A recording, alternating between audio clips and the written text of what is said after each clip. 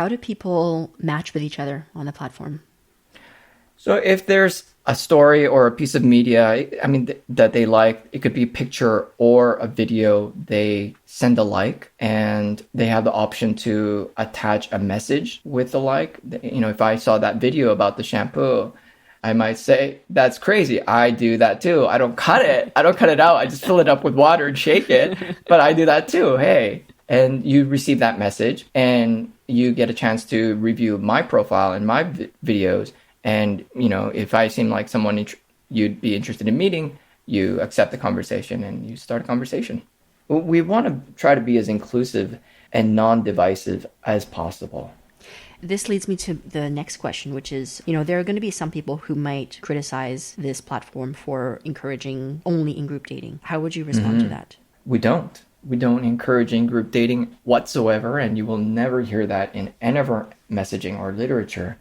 We're offering a platform for Asians to proudly share their experiences and stories and celebrate it. That's it. That's the goal. Where in that does it say you should only date Asians? Like you can be part of a like, you can still use Tinder, you can still use Bumble, whatever you want. Absolutely. Yeah. The average dating app user has 3 to 4 dating apps simultaneously on their phone. Oh my God, that sounds like so much work. But that's reality. And you have different dating apps because you want access to different pools of people. So we're not saying only date Asians, and we will never say that. It's not about that. It's so not about that. I want to help Asians learn to love themselves. And you do that by embracing your story. And when you're embracing your story, you share it with others in a celebratory manner. Hey, this is me. I cut up my shampoo bottle. Ha ha ha. Isn't that now all crazy? the people are going to think of me as the person who cuts up shampoo bottles. I have more facets than that, people, okay?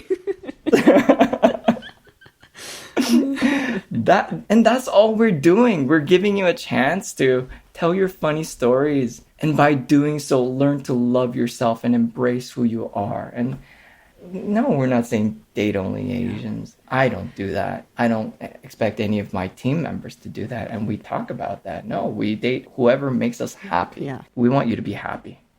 It makes me think of, maybe this is a crude example, but it makes me think of, like, you know, there's a Chinese restaurant, there's an Italian restaurant, there's a French restaurant. These restaurants are not saying you should only eat our food. And, you know, once you come into my restaurant, you're never going anywhere else. Yeah, it's about diversity and really, like, if we're going to go and eat French food, let's eat really good French food. Yes, yes. And if you're going to date Asians, or if you're interested in dating Asians, this is the best place to find them. So right now, Alike is preparing for its beta version. So you're about to start testing users. So we recently launched our alpha version and tested it with a private group of testers. And we're looking to launch the beta. And right now we have about 800 people signed up to be beta test users. So we'll launch it with them first. And we want to manage our growth. So we're not going to make it open or downloadable to just anyone. We're going to start with our base, allow them to share it with their friends and see how we grow. We want to see what kind of people join the app, what kind of stories are being told, and just try to manage its growth. If people are listening in and they're interested in becoming beta testers, are they still able to join in? Yes, they are. Please go to www.alike.dating and sign up to be a beta test user. Beautiful.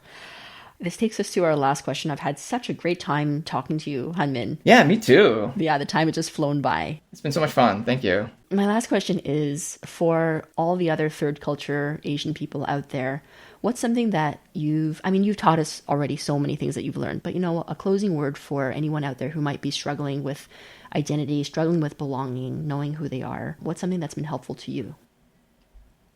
Well, I've said a lot about, like, some of the books that I've read, and you know, I think keep leaning into that pain and keep leaning into that search. And sometimes it hurts. It's important to know that you have to embrace the hurt as well, just as much.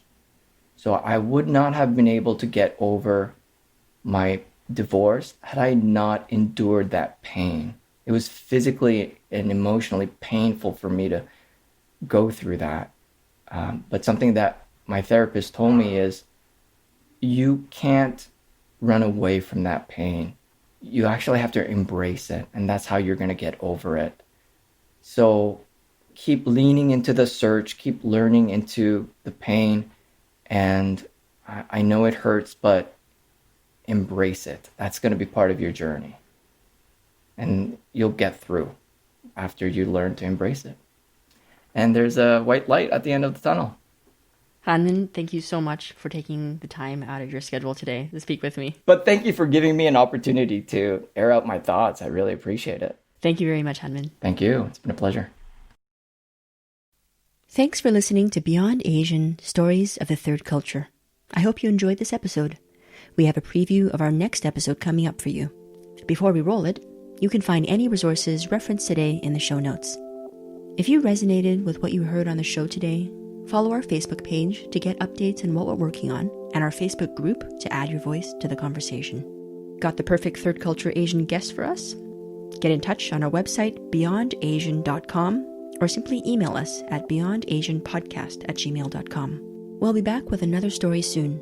In the meantime, you can subscribe to our show on Spotify, Apple Podcasts, Spreaker, and nearly all your regular podcast watering holes. We are a growing podcast and therefore need your support and reviews to keep bringing you more stories like this. I'd like to thank Miholin Soon, our creative strategist and lead designer, Chicho Coppola, our 3D designer, Rami Farajpur, our developer, and Alexandra Heller, our director of marketing, for helping to bring this podcast to life. Most importantly, I'd like to thank our growing community of courageous guests who have generously shared their stories with us. Beyond Asian Stories of the Third Culture is hosted and produced by me, your Chinese-Canadian third culture kid in Berlin, Sen Jan. Here's what we've got in store for you next time. What would happen if my parents would find out that I was enjoying this forbidden touch? Am I broken? Am I supposed to be fixed in some way? And I didn't know how to deal with it. I didn't know what to deal with. How did growing up in a Catholic Muslim family lead to the discovery of sexual freedom for a young Indonesian woman?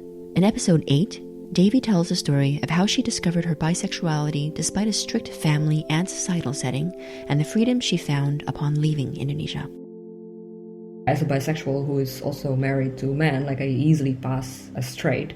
At the same time, also, I felt very, very afraid of having to go back to Indonesia because of my sexuality, and I feel like I've gone back to the closet.